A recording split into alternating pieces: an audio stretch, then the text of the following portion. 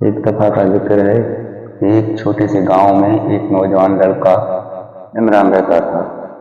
عمران بہت محنتی اور ایماندار تھا، مگر اس کی زندگی میں بہت سی مشکلات تھی۔ اس کے والدین غریب تھے اور اتنے وسائل نہیں تھے کہ عمران کو اچھی تعلیم دلوا سکے۔ عمران نے دل میں ٹھانا کہ وہ اپنی حالت کو بدلے گا، چاہے کچھ بھی ہو جائے۔ اس نے پڑھائی میں سخت محنت شروع کی اور راتوں کو دیر تک جاگ جاگ کر پڑھتا تھا۔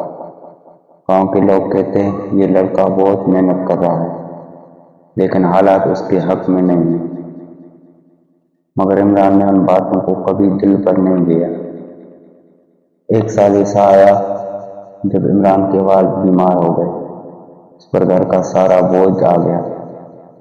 عمران نے اپنی پڑھائی جاری رکھنے کے لیے روزانہ محنت کے ساتھ ساتھ کام بھی شروع کر دیا تاکہ گھر کے اخراجات پورے ہوں۔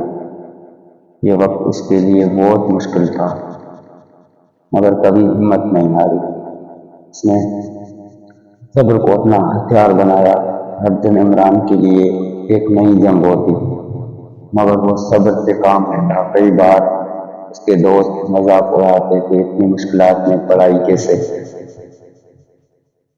ہو سکتی ہے، مگر عمران ہمیشہ کہتا صبر کا پھل میٹھا ہوتا ہے۔ سال گزرتے گئے اور عمران کی محنت رنگ لائی۔ اس نے شہر کے بڑے کالج میں داخلہ لیا، جہاں اس نے اپنی تعلیم جاری رکھی۔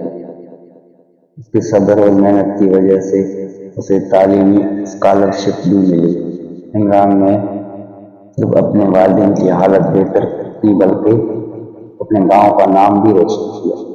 ایک دن جب گاؤں والے اس کے بارے میں بات کر رہے تھے تو ایک بزرگ نے کہا، دیکھو، عمران کی کہانی ہمیں یہ سبق دیتی ہے کہ صبر کے بغیر کوئی کامیابی ممکن نہیں۔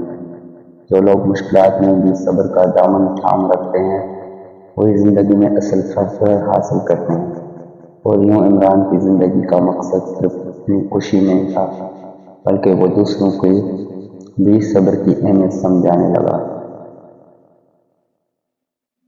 صبر کرنا کبھی آسان نہیں ہوتا، خاص طور پر جب زندگی مشکلات سے بھری ہو، مگر جو لوگ صبر کا دامن تھام رکھتے ہیں